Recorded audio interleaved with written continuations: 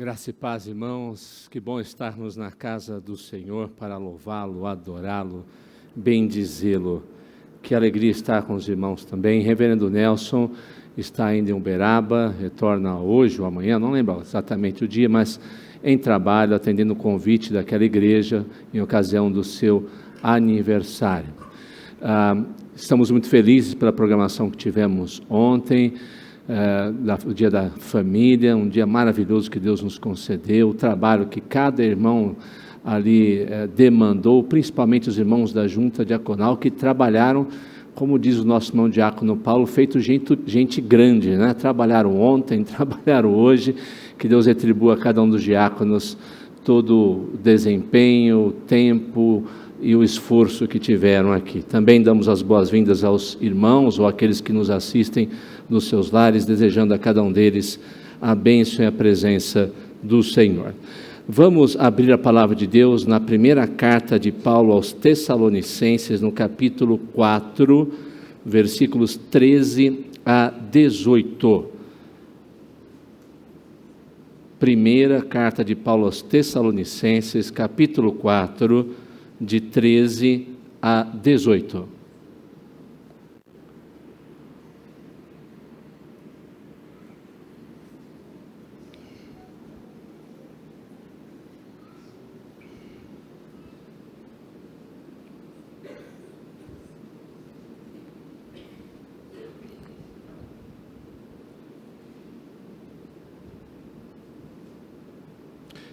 Não queremos, porém, irmãos, que sejais ignorantes com respeito aos que dormem, para não vos entristecerdes como os demais que não têm esperança. Pois se cremos que Jesus morreu e ressuscitou, assim também Deus, mediante Jesus, trará em sua companhia os que dormem. Ora, ainda vos declaramos por palavra do Senhor isto: nós, os vivos, os que ficarmos até a vinda do Senhor, de modo algum precederemos os que dormem. Porquanto o Senhor mesmo, dada a sua palavra de ordem, ouvida a voz do arcanjo e ressoada a trombeta de Deus, descerá dos céus, e os mortos em Cristo ressuscitarão primeiro. Depois nós, os vivos, os que ficarmos, seremos arrebatados juntamente com eles entre nuvens, para o encontro do Senhor nos ares, e assim estaremos para sempre com o Senhor.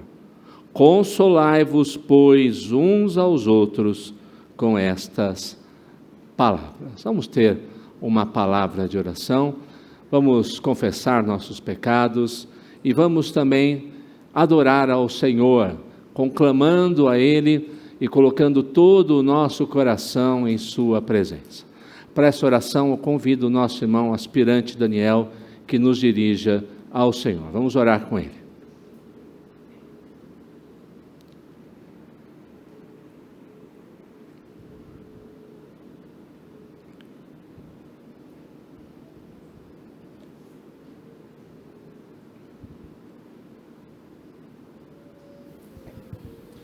Santo Senhor, nós queremos te agradecer por estarmos reunidos na tua casa, para louvar e engrandecer o seu nome. Nós queremos te pedir pela família do nosso irmão Daud, que veio a falecer ontem, mas nós cremos que ele está com o Senhor e nós nos consolamos nessa verdade, Pai. Que, embora a nossa vida passe aqui, nós estaremos juntos com o Senhor, reunidos na tua mesa, como igreja, como povo seu. Todo o sofrimento acabará e nós estaremos juntos com o Senhor, onde não haverá mais morte, nem choro, nem tristeza, nem dor. Nós queremos te agradecer por esse prazer, meu Pai, que o Senhor conquistou por nós na cruz, por esse direito que o Senhor conquistou para nós na cruz. Nós queremos te agradecer por isso, nós estamos aqui para louvar isso hoje. Em nome de Jesus que nós oramos, não no nosso nome, mas no nome dele. Amém. Amém, amém. Nós vamos louvar a Deus, primeiramente com o hino 153, em seguida a equipe nos dirigirá em 2 cânticos. No hino 153, você que vai trazer o seu comprovante, vai trazer seu dízimo, se não tem feito de maneira direta, ou se quer entregar uma oferta, pode colocar aqui no nosso gasofilácio, entregando na presença de Deus e agradecendo por tudo aquilo que Ele tem feito por nós. Hino 153, em seguida também continuaremos a louvar a Deus com 2 cânticos.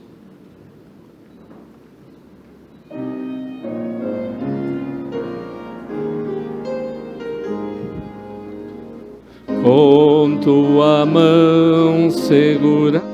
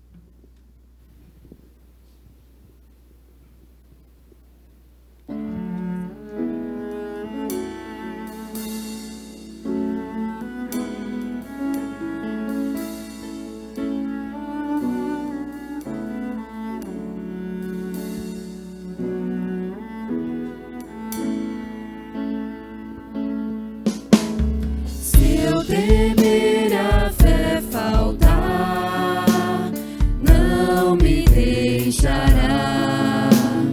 Quando o tentador agir, sim me guardará.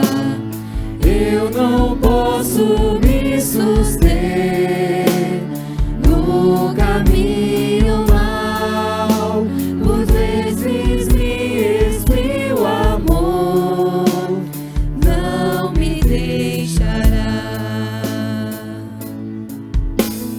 Cristo ajudará, sim ajudará. Grande é o seu amor por mim. Cristo ajudará. Nos salvos vem se deleitar, não me deixará. Precioso sou aos olhos seus, não me deixará. Minha alma não se perderá, seu plano cumprirá. Com alto preço me comprou, sim me guardará. Cristo ajudará, sim ajudará. Grande é o seu amor por mim. Cristo ajudará. Jesus santo morreu por mim, não me deixará. A justiça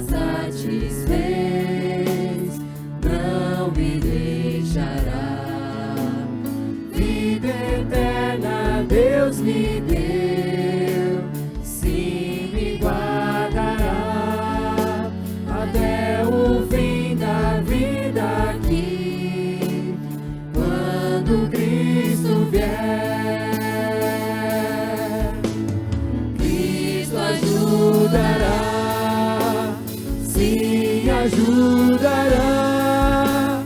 Grande é o seu amor por mim. Cristo ajudará. Cristo ajudará. Sim, ajudará. Grande é o seu amor por mim.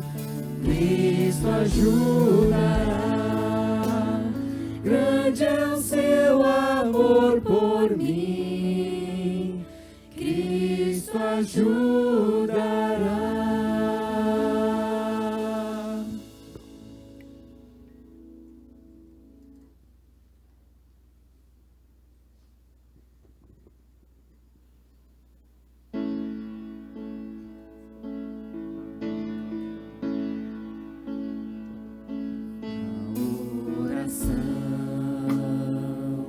Encontro calma na oração, encontro paz. Orar a Deus faz bem à alma. Falar com Deus me satisfaz.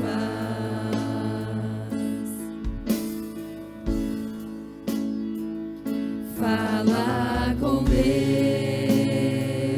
que privilégio. Abrir a alma ao Criador. Sentir que os céus estão abertos e ouvir a voz do Salvador. Grande é o nosso Deus e as obras que Ele faz. O seu amor não tem limites, nem seu perdão encontro paz.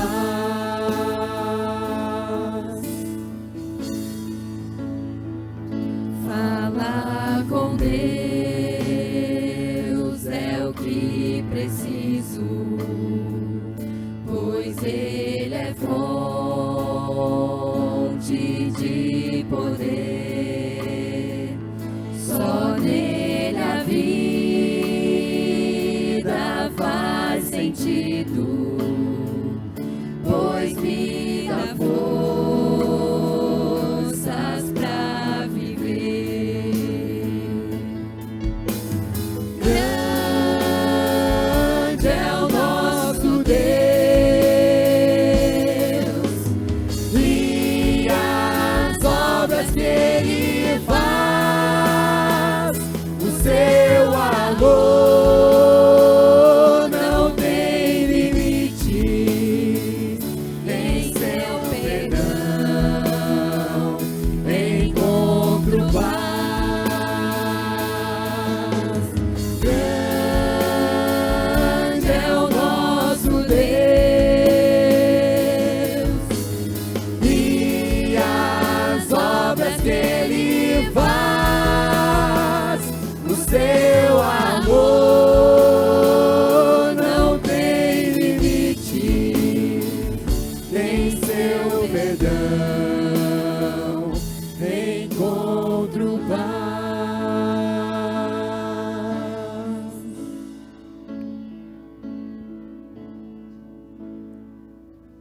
Oremos.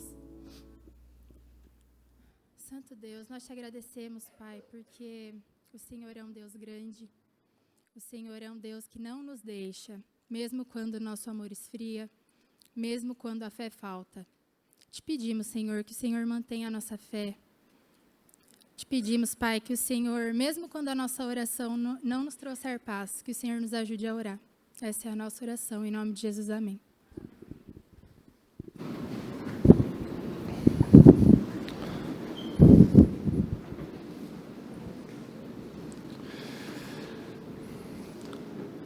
Culto infantil, Bíblia neles, as crianças podem vir aqui. Cadê as crianças que vão participar do culto infantil?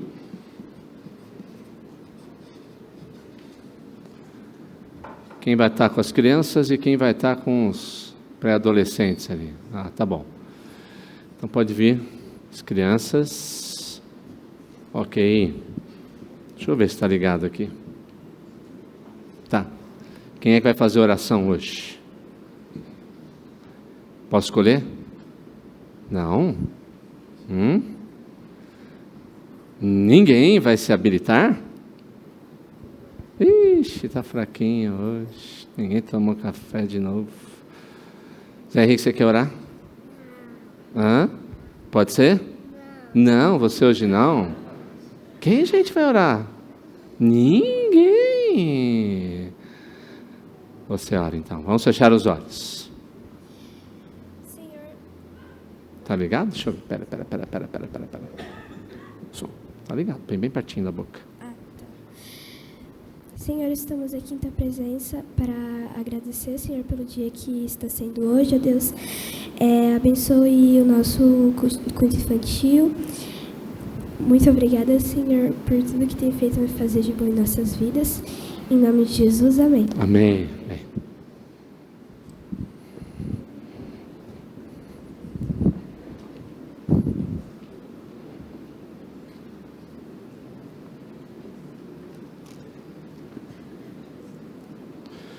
Enquanto as crianças saem, abra a palavra do Senhor em Gênesis capítulo 23. Gênesis 23.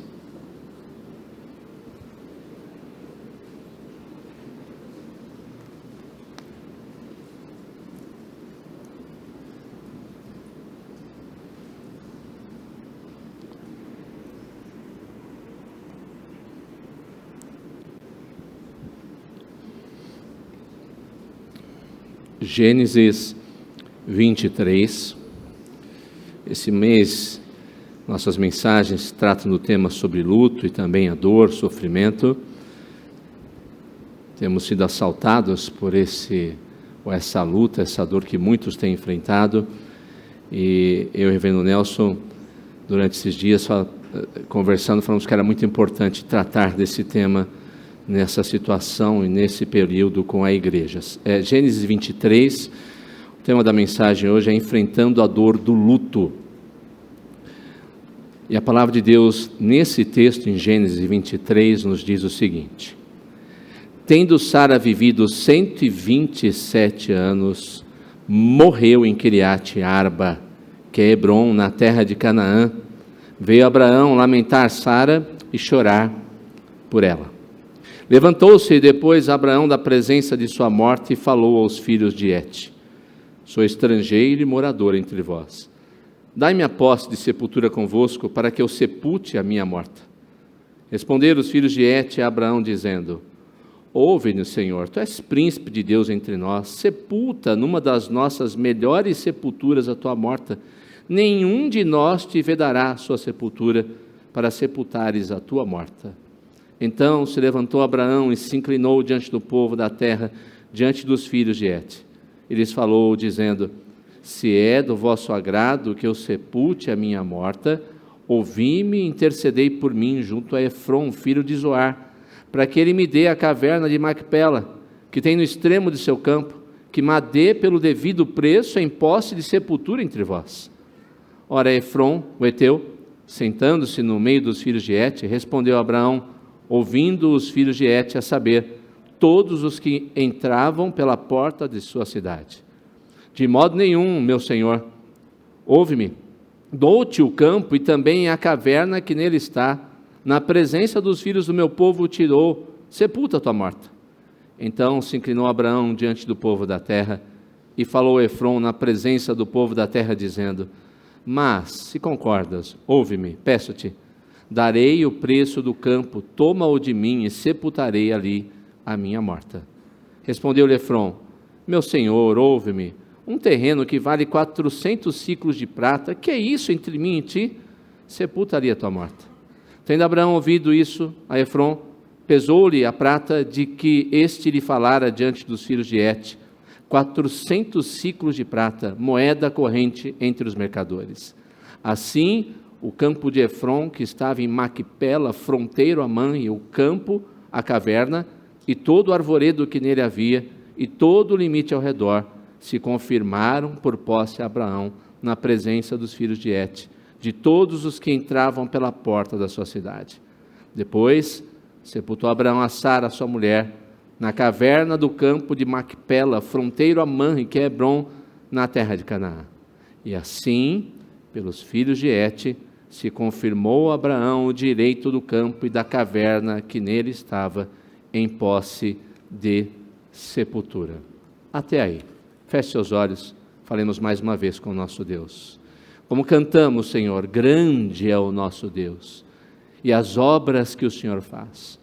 Não há limite algum para o teu poder, e por isso descansamos na tua graciosa misericórdia, no teu maravilhoso, incomparável amor, e por isso pedimos em nome de Jesus, fala ao nosso coração, ajuda-nos a entender o seu querer e a praticar a tua maravilhosa, doce, suave e poderosa palavra. Nós oramos em nome de Jesus. Amém. Muito bem, queridos, lidar com a morte é ainda um mistério a ser desvendado por toda a raça humana. Como pastor, eu já acompanhei diversos sepultamentos e, no caso, presenciei diversas reações. Choro, às vezes, infelizmente, indiferença, por vezes, dor, abatimento, saudade, em alguns casos até mesmo profunda revolta e, infelizmente, em alguns casos, pessoas que simplesmente abandonaram a fé, abandonaram a Deus, abandonaram a igreja. Nós nunca saberemos como as pessoas poderão reagir diante de um momento mas tão difícil como o luto, como a dor do passamento da morte. Na verdade, a maioria dos indivíduos se prepara para todos os momentos da vida. Você já reparou como nós somos assim? Nós nos preparamos para vários e vários momentos, para o nascimento do filho, para o curso que teremos, a nossa formatura, a formatura de alguém que nós amamos, preparamos a nossa mudança, preparamos a viagem, preparamos a nossa aposentadoria, ou deveríamos pelo menos fazê-lo, nos preparamos para muitas coisas, mas infelizmente, nós nunca estamos preparados para dizer adeus àquelas pessoas que nós amamos e que fizeram parte da nossa história, da nossa existência. É o momento que a morte chega e que nos abala, nos sacode. Para todos nós aqui, com certeza, a sombra da morte nunca se fez tão presente. Cada um que está aqui chorou, ou está chorando, ou conhece alguém que está chorando a dor por outro alguém que teve sua vida repentinamente ceifada. Um irmão, um pai, uma mãe, um amigo, um esposo, infelizmente às vezes um filho. Numa dessas vezes em que, indo ao cemitério para fazer um dos ofícios fúnebres de uma ovelha, o sepultamento, após o término de toda a cerimônia, eu resolvi caminhar no meio das lápides que ali havia. E de maneira interessante, mas eu não estou dizendo interessante de maneira positiva, eu comecei a olhar as datas de nascimento das pessoas. E você via datas de nascimento de todos os tipos. Pessoas muito idosas, pessoas com meia idade, crianças, bebês, que mostravam e mostram algo evidente, que no entanto nós nos esquecemos com muita facilidade. A morte não escolhe idade, não escolhe sexo, não escolhe nível social, não escolhe se a pessoa tem diploma ou não. Todos devem estar preparados para ter que encarar e enfrentar a morte e se encontrar com Deus. A Bíblia, aliás, fala, prepara-te para te encontrar com o teu Deus. E da mesma maneira, nós devemos orar a Deus, e por mais que a morte de alguém querido nos surpreenda, suplicar a Ele, pedir a Ele para que estejamos preparados, biblicamente falando, para enfrentar o luto, para enfrentar a saudade e a dor de alguém que parte. Portanto, meditemos sobre esse tema e vamos ver como Abraão reagiu e nos ensina também a reagir quando perdemos alguém que tanto amamos. Abraão perdeu a sua esposa, quem ele amava profundamente, uma mulher de 127 anos de idade. Se nós achamos que um casamento de 50 anos, 65 anos é uma história, imagine a história de relacionamento deste homem com sua esposa que agora parte, Sara. Nós temos uma parte da história dele narrada na Escritura, mas quantas coisas esse casal não vivenciou e principalmente quantas coisas sobre a direção, cuidado de Deus eles não vivenciaram. E Abraão reagiu de maneiras específicas e quer nos ensinar também algumas lições sobre nossas reações quando o luto chega, ou quando estivermos, ou se estivermos passando por luto ainda na presença de Deus. E o primeiro ensino interessante, se você olhar no versículo 2, é que esse texto nos ensina a chorar pela pessoa que partiu. Abraão, o texto diz, ele foi chorar por ela, lamentar e chorar por ela. O que é lamentar? Oh Deus, por quê? O que aconteceu? Senhor, eu sinto tanta saudade. Senhor, que dor eu estou sentindo. O lamento diz respeito a isso. O texto começa dizendo, ela morre e veio Abraão lamentar Sara e chorar por ela. A ideia no original hebraico, queridos, é até mais profunda. Ele veio chorar muito, copiosamente, derramar lágrimas, chorar profundamente por sua esposa amada. É interessante porque eu já vi em muitos meios cristãos gente dizer para o outro que o crente não pode chorar. Quando a pessoa que ele ama parte, quando o seu parente, seu ente querido, seu irmão em Cristo se vai, não chore. Deus não quer que você se entristeça. Deus não quer que você reaja assim. Mas quando a gente vai para a Bíblia ensina algo completamente diferente. Alguns chegam até mesmo a recriminar aquele que está chorando naquele momento. Nós não sabemos por quanto tempo isso aconteceu. Mas Abraão, por um certo tempo, lamentou e chorou por sua morte. E se você reparar aqui, o texto muitas vezes vai usar esse substantivo, minha morta, minha morta. Mas a Bíblia, queridos, relata que a tristeza é algo comum para aqueles que perdem parentes, amigos, irmãos, esposos, cônjuges queridos. Se olharmos para o próprio caso do Redentor, o Senhor Jesus, quando Lázaro morreu, qual foi a reação de Jesus? Ele chorou. Chorou diante da morte. Chorou por saber que ela é a causa da miséria, é a grande causa da dor na humanidade, por saber que ele veio ao mundo por causa da nossa pecaminosidade e também para acabar com a morte, que ele teria que enfrentá-la também. A grande realidade, queridos, é que por mais que não consigamos entender completamente a morte, ela veio por causa do pecado, mas às vezes nos perguntamos por que Deus permitiu, por que não poderia ser de outro jeito. A realidade é que a morte existe, mas ela não deveria existir. Não era para ser assim. Aliás, a palavra shalom, que significa paz, significa também como as coisas deveriam e devem voltar a ser. A morte não entra no shalom, a morte não entra na paz, a morte não entra dentro do plano que Deus tem concebido para todos aqueles que são seus filhos, Ele ama. A queda trouxe isso para nós. Deus é o autor, sustentador da vida, sem Ele nada do que foi feito e tem sido feito, se fez ou se faz. Mas por causa do pecado, reinou a morte, ela tem um alcance cósmico, um alcance universal, e por isso ela se torna tão dolorosa para nós, porque ela separa. Os que andavam juntos não têm mais a companhia um do outro, ela marca.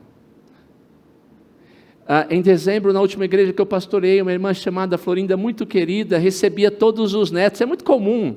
Final do ano era assim, em dezembro, onde é que se reuniam? Na casa da vovó, vamos para lá. E a primeira coisa, depois do seu falecimento em dezembro, logo perto do dia que eles se reuniam, todos os filhos diziam: não tem mais a casa da vovó para a gente se reunir. Ela marca, a morte marca, datas, lugares, situações, vão mudar, não vão ser vistos mais como eram vistos antes. A gente vai ganhar, às vezes, perspectiva triste em relação àquele momento, porque muda. Mulheres, os filhos, a sociedade perdem pessoas, sabedoria, perdem trabalho, perdem sustento, pega de surpresa, muda a rotina de quem não esperava. É por isso que ela causa sofrimento, causa dor. A gente sente saudade, a gente derrama lágrimas. Quando a gente começa a lembrar daqueles que nós amamos, até o cheiro de alguma coisa nos traz a lembrança e nos faz derramar profundas e copiosas lágrimas. A vida se torna pesada. Infelizmente, em alguns casos, não deveria ser assim, mas a gente compreende. Para alguns, às vezes, parece até que a vida perde um pouco do sentido. Eu lembro de um casal na igreja presbiteriana do Centenário. O nome dela era Terezinha, eu não lembro o nome do esposo. Na minha juventude, a igreja era próxima da minha casa, eles moravam perto da minha casa também, eles não tinham filhos. E algo marcante naquele casal sempre foi o seguinte: eles sempre estavam de mãos dadas. Eu chegava no mercado, eles estavam de mãos dadas. Eles estavam indo para o banco, de mãos dadas. Eles iam para a igreja, de mãos dadas. Eles saíam da igreja, de mãos dadas. Eles iam para qualquer lugar que você passasse, na região ali da Vila Maria, na zona norte de São Paulo, eles sempre estavam de mãos dadas. E o sorriso no rosto deles era marcante, eles estavam sempre, sempre muito felizes. Mas um dia o esposo morreu. E Dona Terezinha não tinha mais o sorriso no rosto. E por mais duro que possa parecer, o que eu vou dizer aqui, entenda a situação. Eu não estou dizendo que tem que ser assim, ou que é a vontade de Deus, mas um dia ela procurou o pastor da igreja e disse: pastor, minha vida não tem mais sentido. Como eu disse, não é um modelo a ser seguido, mas eu estou citando para exemplificar o quanto o luto pode ser doloroso. E sabe o que aconteceu? Um mês depois ela morreu. A dor da solidão, da separação, ceifou a alegria da sua vida. Porque a morte é o símbolo daquilo que a distância do autor da vida faz sobre o homem mortal. Igualmente, a clara constatação de que, eu fico contente se você guardar isso, de que não deveria ser assim, não deveria ser dessa forma. Mas ao mesmo tempo, depois da queda, há uma coisa que nos iguala. Eu e você, todos nós vamos passar pela morte. Hoje no sepultamento seu Dalton, eu ficava olhando ele ali na urna funerária e ficava pensando: meu Deus, serei eu um dia que vou estar lá? Será um ente meu querido que vai estar lá, um irmão querido. Nós vamos passar. Não haverá transformação final sem a interrupção de nosso atual estado de corrupção. Todos nós, ainda que seja num abrir e piscar de olhos, teremos que passar por essa experiência. É por isso que Paulo lá em Coríntios compara o nosso corpo mortal, corruptível, com uma semente. Assim como a semente morre em seu estado para que uma nova vida surja, também o nosso corpo precisa morrer para um novo surgir. Paulo usa sábias palavras para ensinar isso, que é muito importante. Semeia-se em desonra e cresce-se em glória no momento da ressurreição. Existe algo mais vergonhoso do que a inércia de ser baixado à sepultura sem nenhuma reação, sem poder falar, escolher quem que vai carregar você, para onde vão carregar você, de que forma vão carregar você. Você não pode dizer nada, as pessoas vão colocar você do jeito que quiserem, na hora que quiserem, onde bem entenderem. Mas para o cristão a morte é apenas um estágio, um momento, o início de uma esperançosa vitória. Paulo, em 2 Timóteo 2, 11 a 12, diz: se com ele morremos, com ele reinaremos. A breve tristeza da morte não pode ser comparada com a eternidade da verdadeira vida. Nós choramos, você pode chorar, crente, chore sim. Lamente, chore, entristeça-se por aquele que você perdeu, que você não queria perder de jeito nenhum. Mas ainda assim, no Senhor, mesmo em minhas lágrimas, mesmo com o coração quebrantado, destruído momentaneamente, podemos ter a certeza de que os que foram em Cristo serão transformados, que nós os veremos novamente, que ainda que também experimentemos a morte, nós também seremos transformados. Então o choro não vai ser mais de tristeza, vai ser de alegria, por toda a eternidade. Chore, quando o luto chegar, bater na sua porta, chore, não se envergonhe, chore, fique triste, mas saiba que tem um Deus que vai cuidar e consolar você. Segunda lição, a morte, como podemos ver no texto, revela quem nós somos. Versículo 4, sou estrangeiro e morador entre vós. A morte, queridos, é um momento que serve para mostrar a nossa absoluta limitação e temporariedade. Ao vermos a morte daqueles que amamos, nós lembramos igualmente da nossa fragilidade, da nossa limitação. Aqueles que foram e baixaram a sepultura, dão um sinal claro de qual é o nosso caminho e também o nosso destino.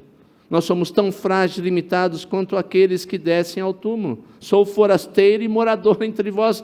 Abraão está dizendo, eu não sou absolutamente nada, absolutamente nada. Deus falou em Gênesis 3,19, tu és pó e para o pó voltarás. É lamentável muitas vezes que vejamos, até mesmo no meio da igreja, pessoas que são tão arrogantes, soberbas, que pensam de si algo que não são e jamais serão. A morte nivela todos nós. Dinheiro, fama, poder, beleza, inteligência, qualquer outra coisa pode fazer com que nos sintamos melhor do que o nosso semelhante, mas não vão fazer com que de fato nós sejamos melhor do que os nossos semelhantes. Há pouco tempo me mandaram uma gravura de um homem idoso com mala cheia de dinheiro, tentando carregar os seus bens, e aquele símbolo da morte, você deve conhecer, aquela caveira com um capuz preto, com uma foice na mão, dizendo, deixa aqui do lado, para onde você vai, você não tem como carregar isso.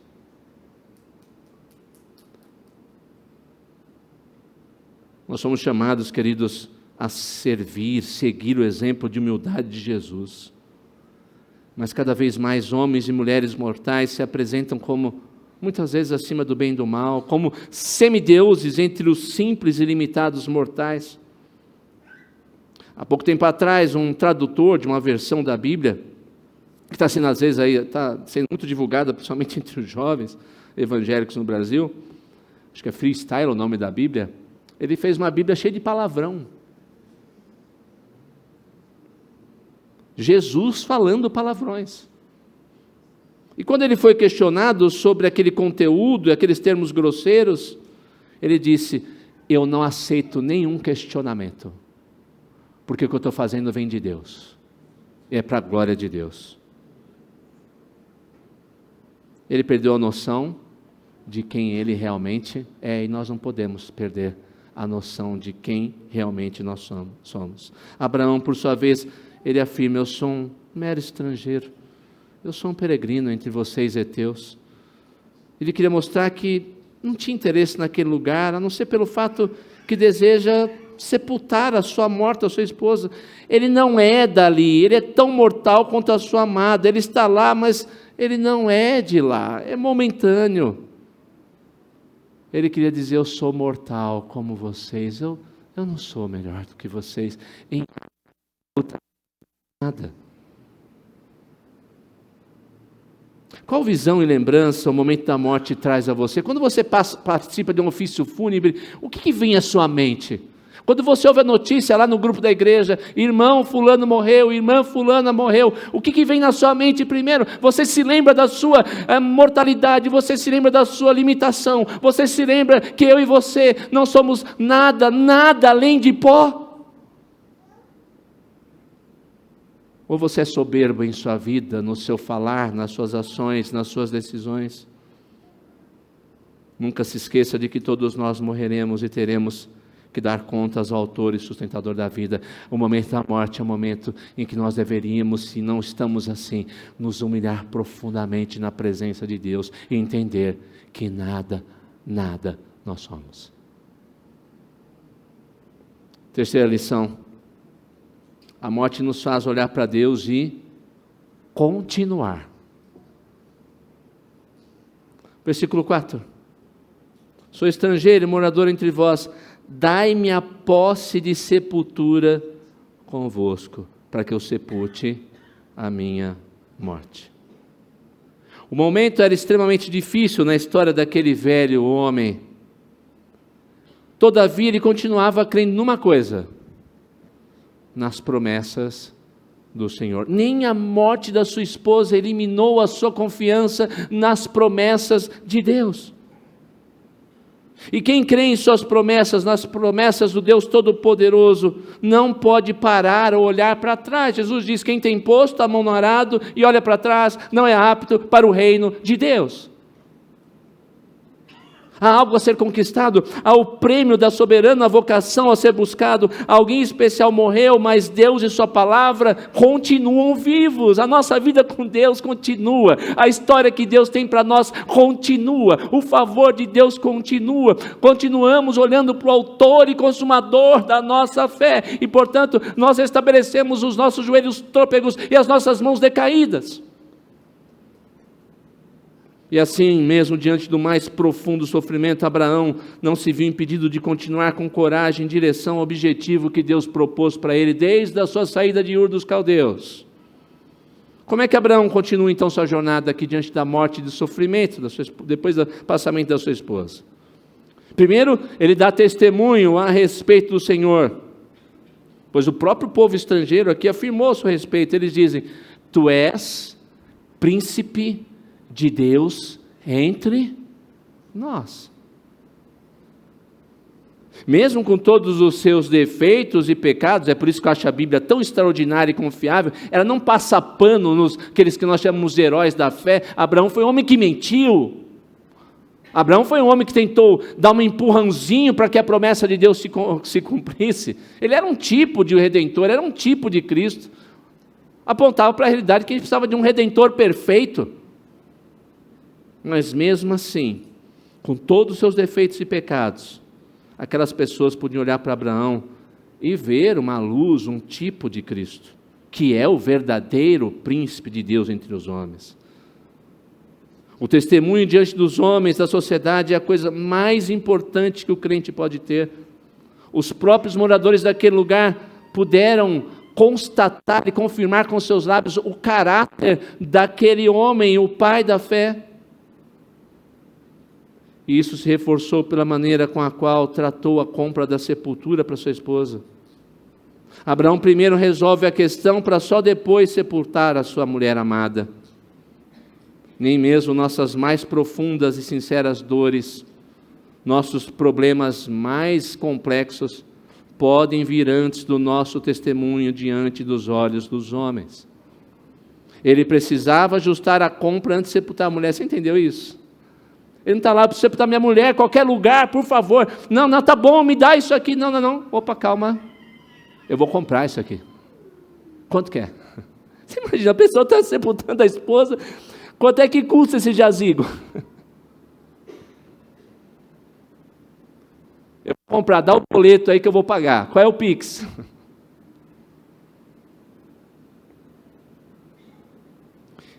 E a jornada dinâmica dele é também vista na sua ação, no testemunho, mas na ação dele. O texto todo relata como aconteciam as transações comerciais naquela época no Antigo Oriente. A história de Abraão está inserida naquele contexto antigo, ou do Antigo Oriente. Todas as negociações eram feitas na porta da cidade, e para se saber que ela foi realmente aceita e paga, tinha que haver uma multidão, um grupo de pessoas que confirmasse. Foi assim mesmo, sem nenhuma dificuldade, sem nenhum problema. Não tinha um contrato por escrito, um recibo por escrito. Não tinha reconhecimento de firma de duas testemunhas. Havia a credibilidade da honra e da palavra de um homem. Abraão recebe a oferta de uma sepultura comum Eles falavam, tem esse lugar aqui, pode pegar isso aqui. Abraão diz, não. Ele se recusa. Depois, mesmo oferecendo o terreno que ele queria, o local que ele queria, ele diz também, não quero de graça. Mas no final, o proprietário, o que a gente leva a entender nesse texto é que o proprietário queria fazer uma boa negociação. Já ouviu falar de brezo de primo? Já ouviu falar, né? Brezo de primo. Ele queria enrolar para conseguir um valor muito maior do que os estudiosos dizem que o valor que ele pede aqui de 400 ciclos de prata era muito maior do que o valor do que aquele lugar realmente valia. Ele pede uma quantia para aquela época exorbitante pelo terreno. Sabe o que Abraão faz? Negocia? Não. Chora? Não. Diz, poxa, está muito caro. Não.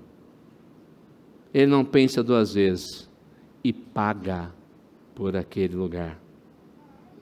Queridos, não há barreiras para aquele que entende o querer de Deus e deseja fazer o melhor para Ele, ainda que o momento seja o mais difícil, até mesmo na morte da sua amada esposa.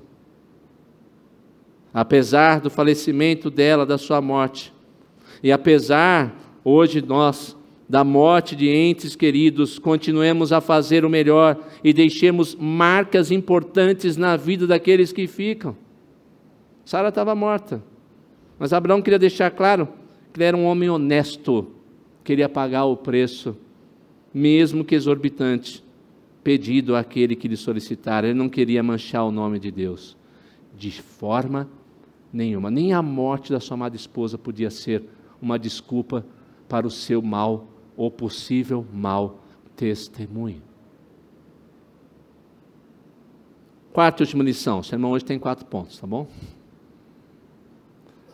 O luto nos faz olhar para Deus e renovar a esperança. Abraão sepultou Sara em um lugar que ficava em frente aos carvalhais de Manre, que é um local repetido constantemente na trajetória de Abraão, para que ficasse notório onde estava a sua esperança.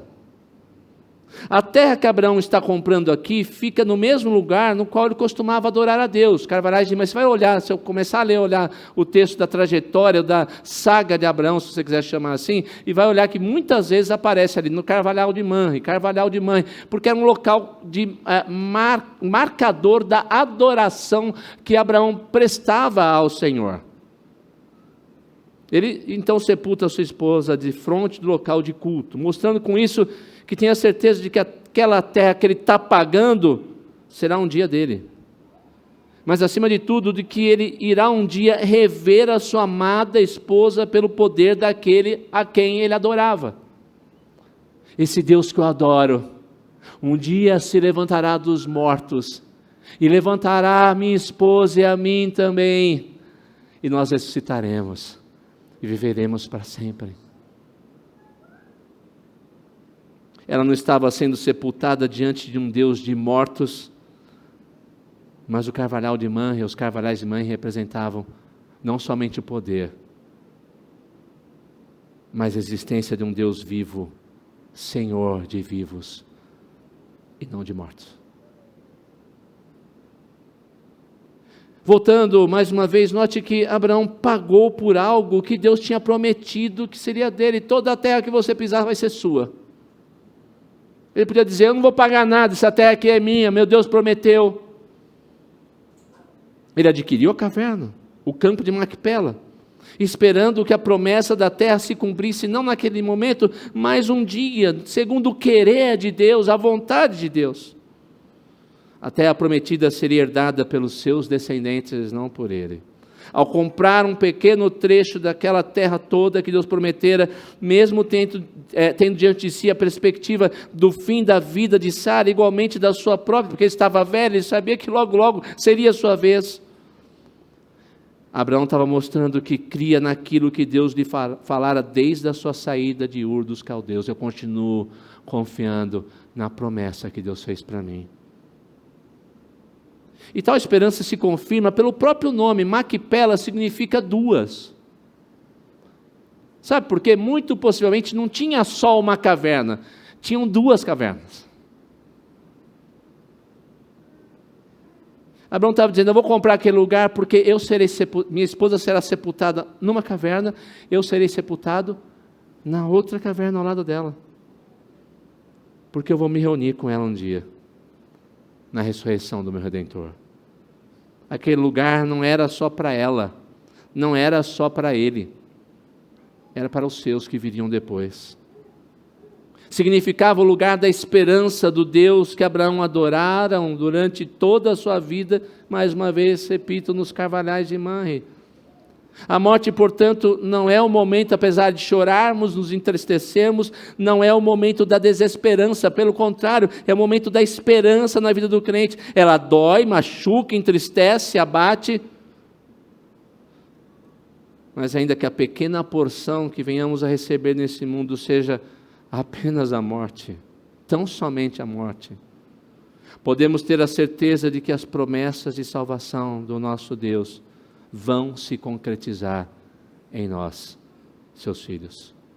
Foi isso que fortaleceu Abraão, e deve ser a mesma fonte de fortalecimento de todos os que passam pelo momento da dor e tristeza do luto, a certeza de que as promessas de Deus se cumprirão aqui agora, mas se cumprirão principalmente no porvir e no depois.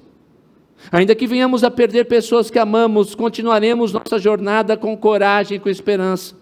Choraremos, sentiremos as perdas, as dores do luto, mas certos de que ela estará conosco e nos transformará, ou Ele estará conosco e nos transformará por meio da dor, da perda, de tal forma que o nosso coração será preenchido pela presença dEle e de que veremos aqueles que amamos e que se foram em Cristo. E então, naquele dia, receberemos o consolo para enfrentar as incertezas dos que foram, sem que saibamos de fato o seu destino final, sem ver aonde nesse momento eles estão, mas pela esperança e pela fé, confiando na promessa de Deus, sabendo que eles estão com Cristo, o que é infinitamente melhor. É por isso que o autor do livro de Apocalipse, no final deste livro, narra algo tão importante para nós. Ele diz: e vi um novo céu e uma nova terra, porque já o primeiro céu e a primeira terra passaram, o mar já não existe. E eu, João, vi a santa cidade, a nova Jerusalém, que de Deus descia do céu, adereçada como uma esposa ataviada para o seu marido, e ouvi uma grande voz do céu que dizia: eis aqui o tabernáculo de Deus com os homens, pois Ele com eles habitará, e eles serão o seu povo. E o mesmo Deus estará com eles, e será o seu Deus.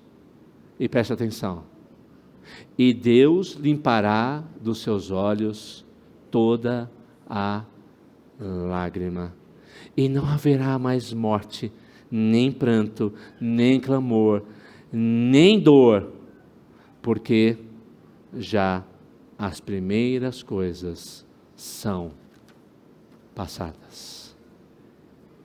Que possamos olhar para o exemplo de Abraão, queridos, e da mesma maneira enfrentar com o poder e a graça de Deus, mesmo em meio às lágrimas, o coração quebrantado, a dor, o sofrimento, poderosamente enfrentar o luto, a morte, tendo a certeza da presença, da direção de Deus, que renova a confiança e a esperança em nossos corações, em nossa alma. Vamos orar mais uma vez, pedindo a direção, a misericórdia, o favor de Deus sobre a nossa vida. Logo depois da oração e da bênção, nós cantaremos o hino 299 em pé e saudaremos os nossos visitantes. Oremos. Pai querido e Deus bondoso, obrigado por sua palavra. Senhor, a morte não tinha que existir. Que dor ela nos traz. Que dor terrível, ó Deus, dilacera a nossa alma e a alma de entes tão queridos, irmãos tão queridos que temos, como aconteceu conosco hoje e tem acontecido sucessivamente com esta igreja. Choramos com os que choram, nos quebrantamos, lamentamos como Abraão fez, por sua esposa querida, Sara. Mas entendemos, ó Pai, que por meio da morte o Senhor está nos fortalecendo. O Senhor nos chama a ver a nossa fragilidade, a renovar a nossa confiança em suas promessas e principalmente a nossa esperança de que o Senhor nos ressuscitará, então enxugará do nosso rosto todas as lágrimas, tirará todo o nosso abatimento e nos renovará a força para que continuemos por toda a eternidade na presença do nosso Redentor amado, quando então nos reconheceremos e seremos para todos sempre um só povo, uma só nação, dirigidas ou dirigida pelo poder e pelo amor do Cordeiro que morreu e se entregou em nosso lugar. Fica conosco, Senhor. Abençoe os irmãos e irmãs que têm sofrido a dor da perda, do luto, de um pai querido, de uma mãe querida, do seu cônjuge que se foi, do seu filho que não esperava e que amava tanto, de um irmão da fé, de um irmão, ó Deus, no seu lar, de um amigo querido. Somente o Senhor é capaz de entender essa dor, porque o Senhor é varão de dores e que sabe o que é padecer. O Senhor sabe o que é até mesmo a dor da morte. Então, clamamos ao único que pode trazer o alento que cada um de nós e desses irmãos precisa. Visita-os e que tenhamos a mão estendida e o ombro amigo a ser concedido, para que esses irmãos e irmãs encontrem o alento nesse tempo de profunda dor e adversidade. Em nome de Jesus nós oramos. Amém. E agora, irmãos, ide-vos em paz, que a graça do nosso Senhor e Salvador Jesus Cristo, o amor do nosso eterno Deus e soberano Pai, que a comunhão e as ternas consolações do seu Santo Espírito seja sobre cada um de vós que sois raça eleita, sacerdócio real, nação santa, povo de propriedade exclusiva do Senhor, hoje e para todo sempre. Aleluia, Maranata, vem Senhor Jesus. Amém.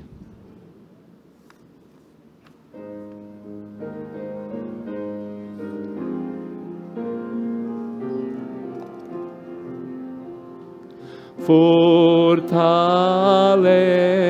a